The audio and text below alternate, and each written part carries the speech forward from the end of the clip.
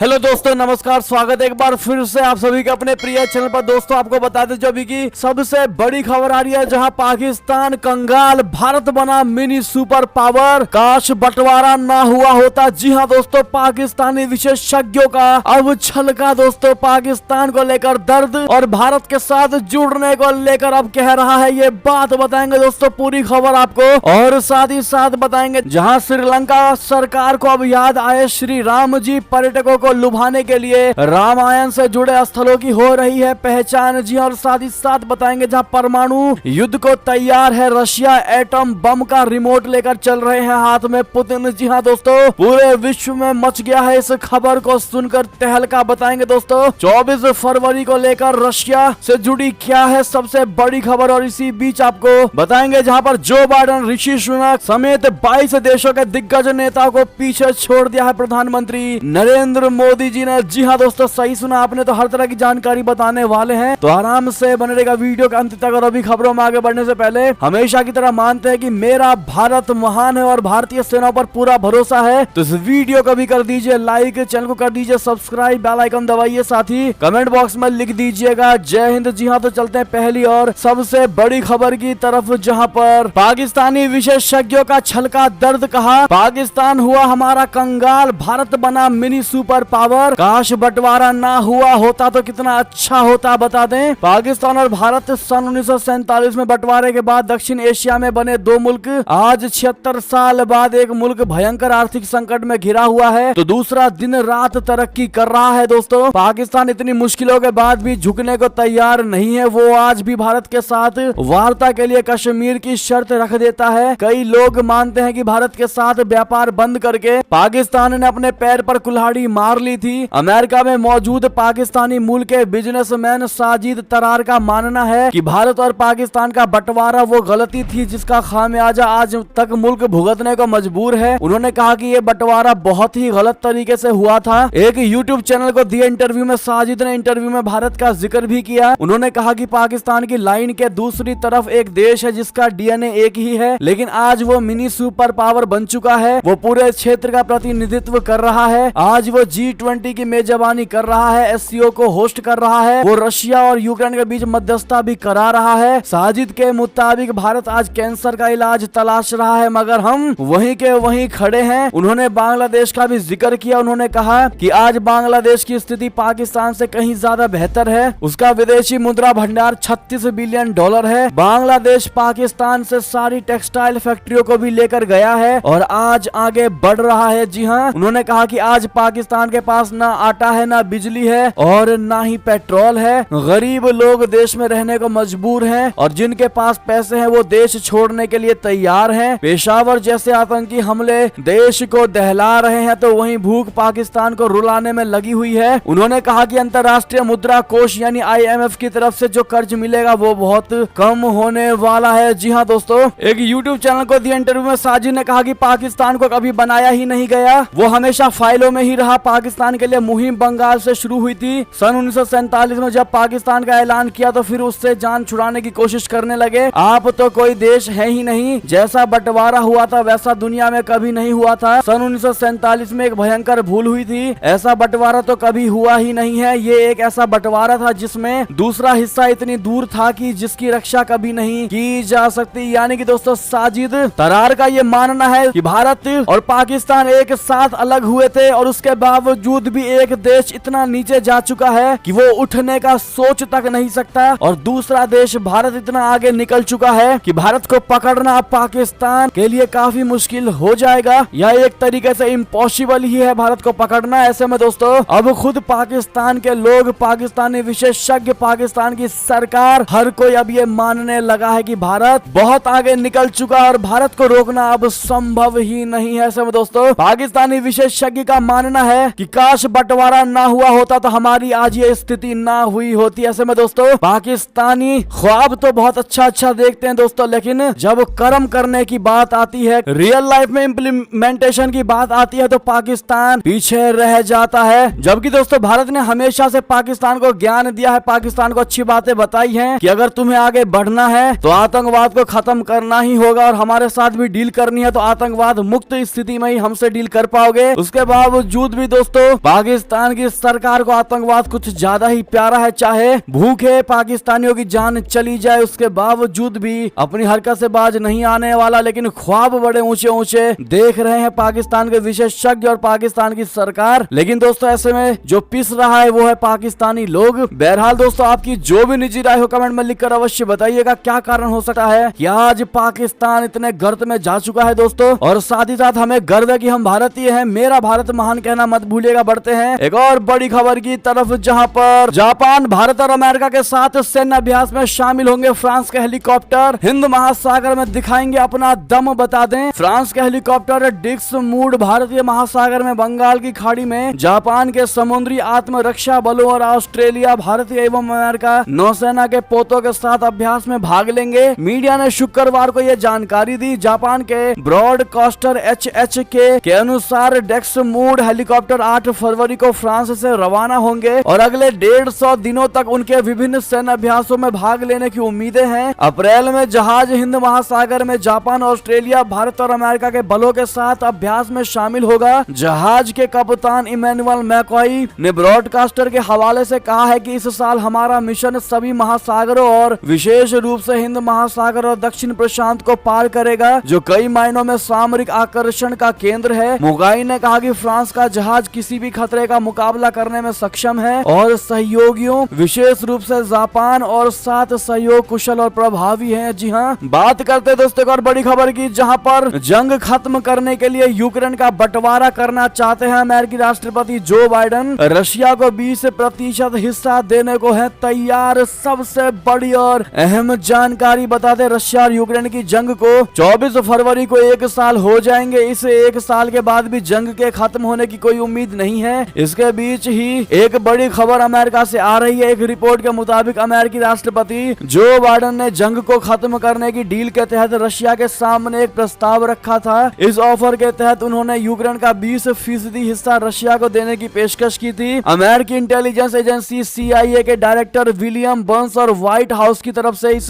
Report पर प्रतिक्रिया दी गई है। स्विस जर्मन न्यूज़पेपर न्यू जुर्चर जीटुंग ने दावा किया है कि बर्न्स जनवरी में एक सीक्रेट दौरे पर मॉस्को जाएंगे गए थे। यहाँ पर उन्होंने जो शांति प्रस्ताव पेश किया था उससे रूसी राष्ट्रपति व्लादिमीर पुतिन काफी नाराज हो गए थे। अखबार का दावा है कि व्हाइट हाउस की तरफ से बर्न्स की तरफ से ऑफर आगे बढ़ाया गया था। व्हाइट हाउस और बर्न्स दोनों ने ही इस रिपोर्ट को पूरी तरह से झूठा करार दिया है। जी हाँ दोस्तों, और साथ ही साथ आपको बड़ी खबर बता दे, जहाँ पर श्रीलंका सरकार को याद आए श्री राम जी, पर्यटकों को लुभाने के लिए रामायण से जुड़े स्थलों की हो रही है पहचान। बता दें श्रीलंका काफी लंबे समय से आर्थिक संकट से जूझ रहा है। देश को आर्थिक संकट से उबारने के लिए सरकार ने अब तक कई कदम उठाए हैं, लेकिन वे सभी नाकाफी साबित हुए हैं। इस बीच श्रीलंका इस सरकार को देश के आर्थिक संकट का हल रामायण में नजर आता दिखाई दे रहा है। राष्ट्रपति विक्रम सिंघे की सरकार रामायण से जुड़े स्थलों की पहचान करने और उन्हें पर्यटन स्थल बनाने की एक बड़ी योजना पर काम कर रही है। श्रीलंका टूरिज्म के मुताबिक सरकार ने रामायण से जुड़े स्थलों की पहचान की है, जिनका उपयोग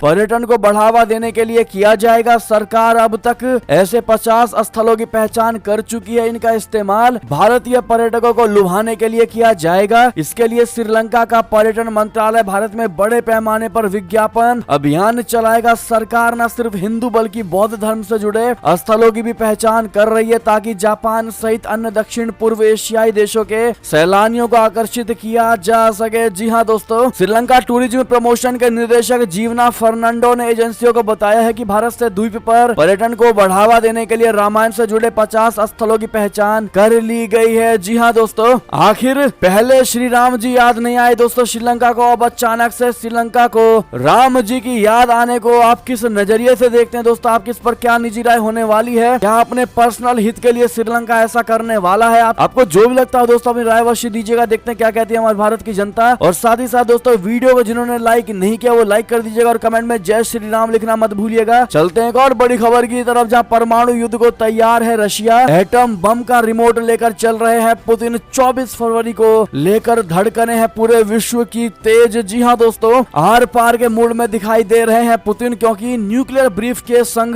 दिखाई पड़े हैं। जी हाँ, क्या यूक्रेन की उल्टी गिनती हुई है शुरू? बता दें रशिया और यूक्रेन युद्ध को 1 वर्ष पूरे होने वाले हैं। इस दौरान कई बार न्यूक्लियर युद्ध को को लेकर चेतावनी दी गई है। रशिया न्यूक्लियर युद्ध तक पहुंच सकता है, इस बात की सिर्फ अटकलें लग रही थी, लेकिन अब पुतिन की एक तस्वीरें सामने आई है जिससे माना जा रहा है कि वो परमाणु युद्ध के लिए भी तैयार हैं। गुरुवार को पुतिन अपने न्यूक्लियर बम के ब्रीफ केस के साथ देखे गए हैं। माना जा रहा है कि ये पश्चिम को सीधे चेतावनी है। स्टेलिनग्राद की लड़ाई में सोवियत जीत की 80वीं वर्षगांठ पर वोल्गोग्राद में जब पुतिन फूल चढ़ा रहे थे तो उनके बॉडीगार्ड काले बैग के साथ खड़े थे। ऐसा माना जाता है कि दो में से एक brief case fold up shield है जो गोलीबारी से पुतिन को बचाने के लिए है, जबकि दूसरा रशिया के न्यूक्लियर बम का बटन हो सकता है। इस न्यूक्लियर बैग में पर्सनलाइज कोड होता है, ये हर समय रशिया के परमाणु बम को कंट्रोल कर सकता है। इसकी देखरेख एक सशस्त्र सुरक्षा अधिकारी करती है जो पुतिन के साथ हर जगह जाते हैं। गुरुवार को पुतिन से कुछ दूरी पर सुरक्षा गार्ड देखे गए। इनमें से एक रशिया यूक्रेन युद्ध के बाद से उनके करीब पहले भी देखा गया है। जी हाँ दोस्तों, ऐसे में ये सबसे बड़ी अटकलें लगाई जा रही हैं कि कहीं ना कहीं पुतिन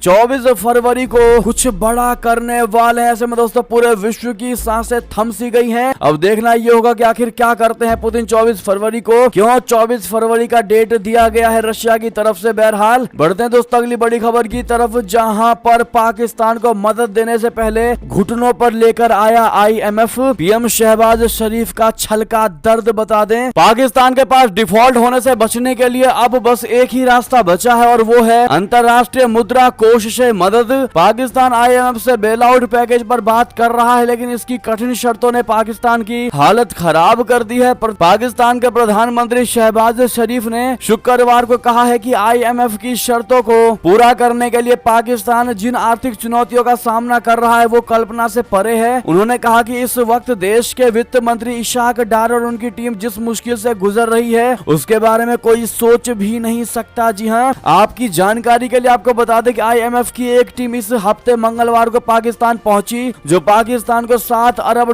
के लोन प्रोग्राम में शामिल करने के लिए 9वीं समीक्षा बैठक कर रही है। टीम 9 फरवरी तक पाकिस्तान के वित्त मंत्री और उनकी टीम से प्रोग्राम की शर्तों को लागू करवाने पर बात करेगी। IMF की कुछ शर्तों को लागू करने के बाद पाकिस्तान में महंगाई और बढ़ी और रुपया ऐतिहासिक रूप से लुढ़का है। पाकिस्तान में पेट्रोलियम उत्पादों की कीमत को 16% बढ़ा दिया गया है और खाना पकाने वाले गैस की कीमतों में 30% तक की बढ़ोतरी कर दी गई है। जी हाँ दोस्तों, साथ ही साथ आपको बता दें जहां इसी से जुड़ी बड़ी खबर है, जहां पर IMF के शिकंजे में फंसे शहबाज शरीफ ने अब कबूला पाकिस्तान का पाप, कहा देश में घूमते हैं आतंकवादी। जी हाँ दोस्तों, पाकिस्तान के प्रधानमंत्री शहबाज शरीफ ने खुद कबूल किया है कि पाकिस्तान में आतंकवादी घूमते हैं, लेकिन उनके लिए कोई सुरक्षित ठिकाना नहीं है। समा टीवी के अनुसार उन्होंने इस बात से भी इनकार किया है कि कोई भी आतंकवादी पाकिस्तान के किसी इलाके में बसा हुआ है। उन्होंने दावा किया है कि वे इधर उधर घूमते हैं, लेकिन वे देश के किसी हिस्से में बस नहीं पाए हैं। शरीफ ने इस समय आतंकवाद के संकट से लड़ने के लिए एकता पर जोर दिया है। यानी कि दोस्तों, जब पाकिस्तान को दिखाई दे रहा है कि अब वो डूब चुका है और डूबने का कारण भी उसको पता है दोस्तों कि कोई भी देश उसका साथ नहीं दे रहा, वो भी मात्र आतंकवाद के मुद्दे पर, तो अब आतंकवाद को लेकर ही पूरे विश्व में ढोल पीटता नजर आ रहा है दोस्तों पाकिस्तान, और कह रहा है कि हाँ वास्तव में पाकिस्तान में आतंकवादी है, लेकिन हमने उसे पाल नहीं रखा, उसको कोई महफूज जगह नहीं दे रखी, वो इधर से उधर घूमते रहते हैं। जी हाँ दोस्तों, बात करें एक और बड़ी खबर की, जहां पर दुनिया में बजा पीएम मोदी जी का डंका। ग्लोबल लीडर्स की लिस्ट में 22 नेताओं को भी पछाड़ दिया। जी हाँ दोस्तों, पॉपुलर ग्लोबल लीडर्स की ताजा सूची में पीएम मोदी जी दुनिया के तमाम नेताओं को पछाड़कर पहले पायदान पर पहुंच चुके हैं। Business intelligence company morning consult ने एक सर्वे कराया है। इसकी ग्लोबल लीडर अप्रूवल रेटिंग्स में पीएम मोदी ने ऋषि सुनक, जो बाइडेन समेत 22 देशों के नेताओं को पछाड़कर सबसे लोकप्रिय वैश्विक नेता का तमगा हासिल किया है। सर्वे में पीएम मोदी 78% रेटिंग के साथ टॉप पर पहुंच चुके हैं। दूसरे नंबर पर मैक्सिको के राष्ट्रपति लोपेज ओब्रेडोर हैं, उनको 68% रेटिंग मिली है। लोकप्रियता की लिस्ट में ऑस्ट्रेलिया के पीएम एंथनी अल्बनीज को 58% रेटिंग मिली है, वो तीसरे पायदान पर है। चौथे पायदान पर इटली के प्रधानमंत्री जियोर्जिया, उनको 52% रेटिंग मिली है। ब्राजील के राष्ट्रपति लालू डी सिल्वा 50% रेटिंग के साथ 5वें नंबर पर हैं। सूची में 6ठे नंबर पर अमेरिका के राष्ट्रपति जो बाइडेन है और 7वें नंबर पर कनाडा के पीएम जस्टिन ट्रूडो। यानी कि दोस्तों टॉप 5 में अमेरिकी राष्ट्रपति और कनाडा के राष्ट्रपति का नाम बाहर हो चुका है दोस्तों, जो कि उनके लिए सबसे बुरी खबर है। और दोस्तों प्रधानमंत्री नरेंद्र मोदी जी पूरे लिस्ट में नंबर 1 पर बने हुए हैं दोस्तों, जो कि भारत के लिए सबसे बेहतरीन और शुभ खबर है। ऐसे में सबसे सबसे पहले प्रधानमंत्री नरेंद्र मोदी जी को आप लोग कांग्रेचुलेशन, बहुत बहुत बधाई जरूर कहिएगा। और साथ ही साथ दोस्तों अगर आप भी मानते हैं कि मोदी जी आगे प्रधानमंत्री भी होने चाहिए भारत के, तो लॉन्ग लिव मोदी जी कहना मत भूलिएगा। दोस्तों चलते हैं एक और बड़ी खबर की तरफ, जहां पर अमेरिका भारत के बीच हथियारों से जुड़ी ये बड़ी डील होने वाली है फाइनल। चीन की बढ़ेगी टेंशन, बता दें चीन की चुनौती को देखते हुए अमेरिका जल्द से जल्द भारत को अपना हमलावर ड्रोन यानी 30 MQ-9 भी दे सकता है। दोनों देश चाहते हैं कि हमलावर ड्रोन को लेकर $3 अरब की ये डील कम से कम समय में हो जाए। इस हमलावर ड्रोन की मदद से भारत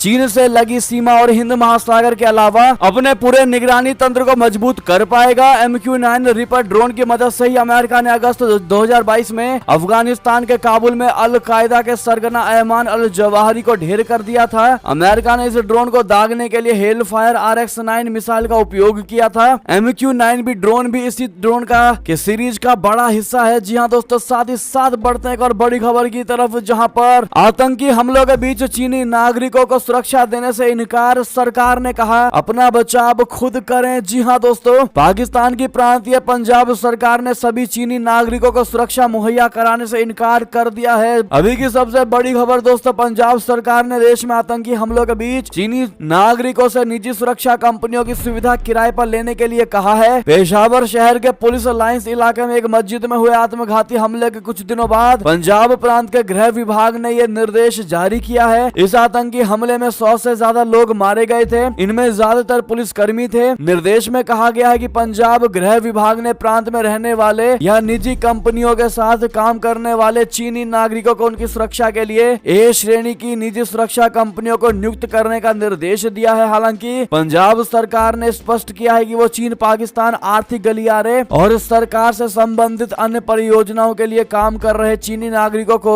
सुरक्षा प्रदान करना जारी रखेगी। जी हाँ दोस्तों, बात करते हैं एक और बड़ी खबर की, जहां पर अमेरिका के ऊपर चीनी गुब्बारा दिखने के बाद बढ़ गया तनाव। ब्लिंकन ने स्थगित कर दी बीजिंग की यात्रा। बता दें अमेरिका के आसमान में एक चाइनीज जासूसी गुब्बारा दिखाई दिया है। पेंटागन ने बताया है कि ये गुब्बारा 3 बसों के आकार के बराबर का है। तो वहीं अब इस मामले में एक बड़ा अपडेट आया है। एक अमेरिकी अधिकारी ने जानकारी दी है कि चाइनीज जासूसी गुब्बारा दिखने के बाद विदेश मंत्री एंटनी ब्लिंकन ने अपनी इसी महीने में होने वाली बीजिंग की यात्रा को स्थगित कर दिया है। गौरतलब है कि अमेरिकी विदेश मंत्री एंटनी ब्लिंकन 5 और 6 फरवरी को 2 दिवसीय यात्रा पर चीन जाने वाले थे। हाल ही में उनके इस दौरे को लेकर व्हाइट हाउस के राष्ट्रीय सुरक्षा प्रवक्ता जॉन किर्बी ने जानकारी दी थी। उन्होंने कहा था कि चीन द्वारा बीते साल अगस्त में तत्कालीन अमेरिकी प्रतिनिधि सभा की अध्यक्ष नैन्सी पेलोसी की ताइवान यात्रा का विरोध करने के बाद दोनों देशों के बीच सेनाओं और जलवायु परिवर्तन जैसे कई मुद्दों पर बातचीत को रोक दिया गया था। इस यात्रा में अमेरिकी विदेश मंत्री एंटनी ब्लिंकन चीनी अधिकारियों के साथ रशिया और यूक्रेन युद्ध पर चर्चा करने वाले थे। जी हाँ दोस्तों, पेंटागन के प्रवक्ता ब्रिगेडियर जनरल पैट राइडर ने बताया था कि अमेरिकी सरकार ने आसमान में ऊंचाई पर उड़ते एक गुब्बारे का पता लगाया है, जो कि अभी अमेरिकी उपमहाद्वीप के ऊपर उड़ रहा है। North American aerospace defence command लगातार इस गुब्बारे को ट्रैक कर रहा है और इस पर नजर गड़ाए हुए है। जी हाँ दोस्तों, आपको बता दें इस पर चीन ने अपनी गलती भी मानी है। चीन ने कहा है कि रास्ता भटक गया हमारा गुब्बारा। चीन ने अमेरिका के हवाई क्षेत्र में दिखाई दिए जासूसी गुब्बारे को नागरिक हवाई जहाज बताया है। चीन ने शुक्रवार को बयान जारी करके बताया है कि ये जहाज रास्ता भटक गया था।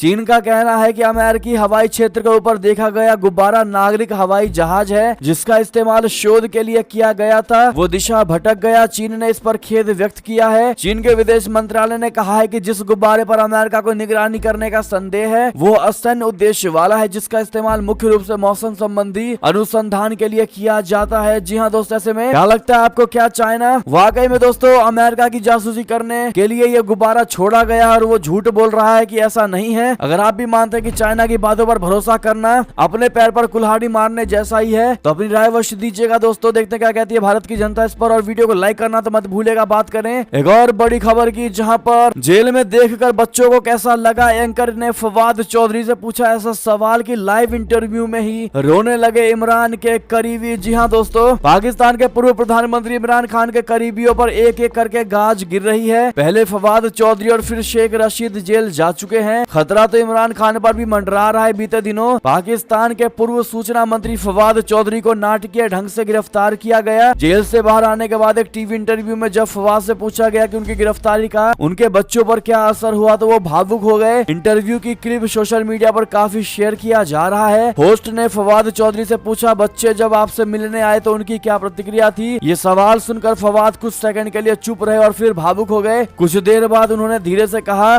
बैड हुआ यानी गंदा हुआ, यानी जिन्हें जेल में रहकर बच्चे डर गए। पाकिस्तान की एक अदालत ने राजद्रोह के एक मामले में पीटीआई के वरिष्ठ नेता फवाद चौधरी को बुधवार को जमानत दे दी और उनकी रिहाई का आदेश दिया था। बात करें दोस्तों एक और बड़ी खबर की, जहां पर इतना ही नहीं, अदालत ने पाकिस्तान के पूर्व गृह मंत्री शेख राशिद को भी 2 दिनों की रिमांड पर भेज दिया है, जिसके बाद इमरान खान ने दे दी है धमकी। बता दें, शेख राशिद के साथ उनके भतीजे शेख राशिद शफीक को भी गिरफ्तार किया गया है। हालांकि शेख राशिद का दावा है कि उन्हें रावलपिंडी स्थित उनके घर से गिरफ्तार किया गया। शेख राशिद को गिरफ्तारी के बाद इस्लामाबाद की एक स्थानीय अदालत में पेश किया गया। जियो न्यूज ने बताया कि इस्लामाबाद की स्थानीय अदालत ने गुरुवार को अवामी मुस्लिम लीग के प्रमुख शेख राशिद अहमद को 2 दिन की रिमांड पर भेज दिया है। तो वहीं अपने सहयोगी शेख राशिद की गिरफ्तारी पर पूर्व पीएम इमरान खान ने कड़ी प्रतिक्रिया दी है और साथ ही सड़कों पर उतरने की धमकी भी दी। इमरान खान ने ट्वीट करके कहा है कि शेख राशिद की गिरफ्तारी का कड़ा विरोध करता हूं। हमारे इतिहास में कभी इस तरह की पक्षतापूर्ण केयर टेकर सरकार नहीं रही। सवाल यह है कि क्या पाकिस्तान अब सड़कों पर आंदोलन को झेल सकता है जब देश दिवालिया होने के कगार पर है? उन्होंने कहा कि उनकी पार्टी को सड़कों पर उतरने के लिए मजबूर किया जा रहा है। बात करते हैं दोस्तों एक और बड़ी खबर की, जहां पर 4 फरवरी को श्रीलंका का स्वतंत्रता दिवस समारोह भारत की तरफ से ये मंत्री बनेंगे मेहमान। बता दें, श्रीलंका 4 फरवरी को अपना 75वां यानी आज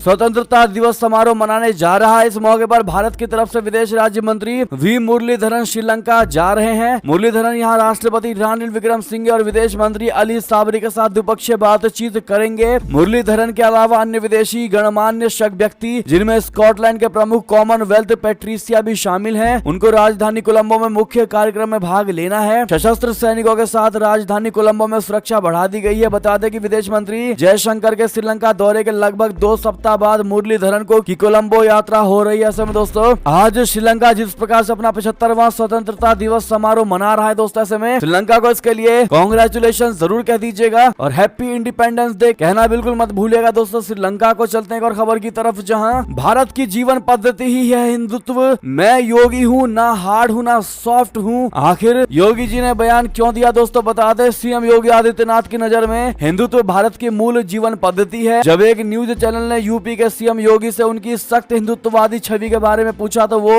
बोले कि मैं योगी हूँ, ना हार्ड हूँ ना सॉफ्ट हूँ। हिंदुत्व हार्ड या सॉफ्ट नहीं होता, वो केवल हिंदुत्व होता है। भारत की मूल जीवन पद्धति हिंदुत्व है। जब उनसे पूछा गया कि वो पीएम नरेंद्र मोदी के बाद सबसे प्रसिद्ध राजनेता हैं और अपना भविष्य कैसे देखते हैं, तो उनका कहना था, मैं योगी हूँ और योगी के रूप में जीवन को आगे बढ़ाऊंगा। मैं किसी पद का दावेदार नहीं हूँ। सीएम योगी ने दावा किया है कि साल 2024 में होने वाले चुनाव में बीजेपी को 300 से 325 से ऊपर सीटें मिलेंगी। जी हाँ दोस्तों, आपको क्या लगता है कितनी सीटें मिल पाएंगी बीजेपी को? और दोस्तों अगला प्रधानमंत्री कौन होने वाला है, कमेंट में लिखकर अवश्य बताइएगा आपके हिसाब से। देखते हैं क्या कहती है हमारी भारत की जनता। और इसी बीच दोस्तों ये थी अब तक की सारी बड़ी खबरें। आपको हमारी खबर कैसी लगी? आशा करता हूँ बहुत अच्छी लगी होगी। अगर थोड़ी भी अच्छी लगी तो इस वीडियो का भी अपने भाई बंधुओं में व्हाट्सएप, फेसबुक, ट्विटर के जरिए पूरे भारत में शेयर करना बिल्कुल मत भूलिएगा। और अभी कर दीजिए इस वीडियो को लाइक, चैनल को कर दीजिए सब्सक्राइब, बेल आइकन दबाइए, साथ ही कमेंट बॉक्स में लिख दीजिएगा जय हिंद जय भारत। तो मिलते हैं आप सभी बड़ी खबर में, तब तक आप सभी का बहुत बहुत धन्यवाद। जय हिंद जय भारत।